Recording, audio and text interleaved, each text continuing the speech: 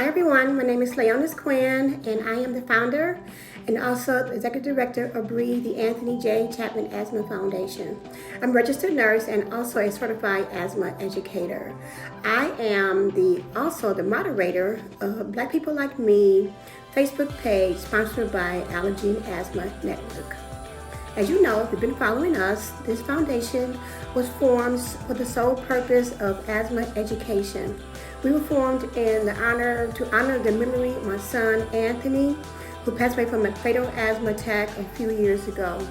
All that we do and all that we educate on is in his honor and in his memory. Today our subject will be occupational asthma. Let's get started. Occupational asthma has become the most common work-related lung disease in the developed countries. Approximately 10 to 25% of adults with asthma experience occupational asthma. This type of asthma caused by exposure to inhaled irritants in the workplace. It is often reversible, which means the symptoms may disappear when the irritants that cause the asthma has been avoided. However, permanent damage can result if the person experiencing prolonged exposure to the irritant. You may have been healthy at this time, but the first time you may develop asthma symptoms. Or you may have had asthma as a child and it returned. If you already had asthma, it may be worsened by being exposed to certain substances at work. Here are a few at-risk occupations for work-related asthma: healthcare workers, agricultural workers, food plant workers, carpenters, and chemical industry workers. Also, some of the workplace irritants could include dust, gases, fumes, and vapors. Occupational asthma symptoms are wheezing, shortness of breath, runny nose, nasal congestion, eye irritation, chest tightness, and cough. These symptoms may get worse during exposure to the irritants at work. The cause can be allergic or non-allergic in nature. Symptoms may get better when the person is not at work.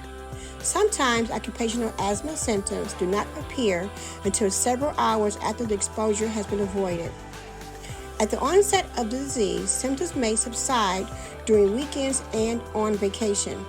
But exposure to an occupational asthma irritant can cause asthma symptoms within the first 24 hours.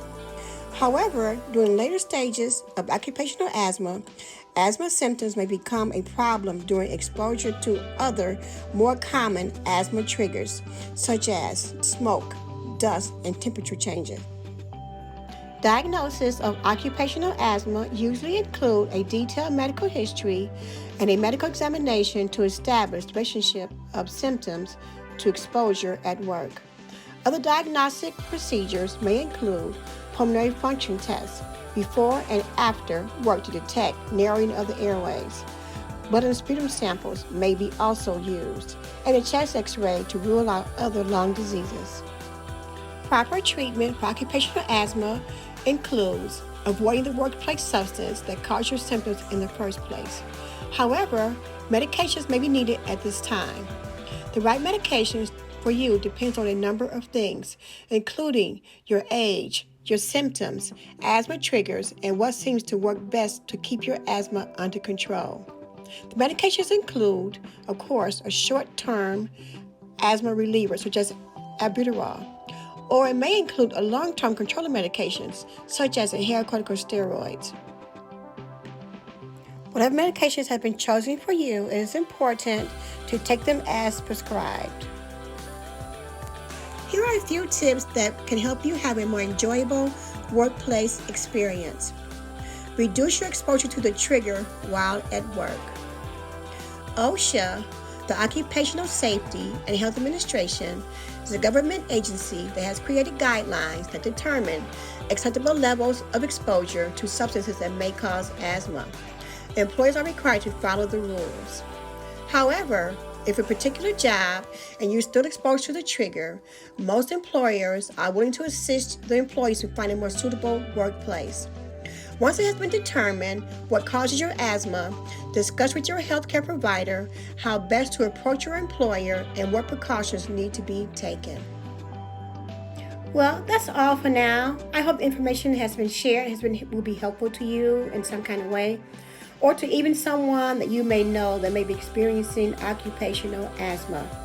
Until next time, stay safe and stay well.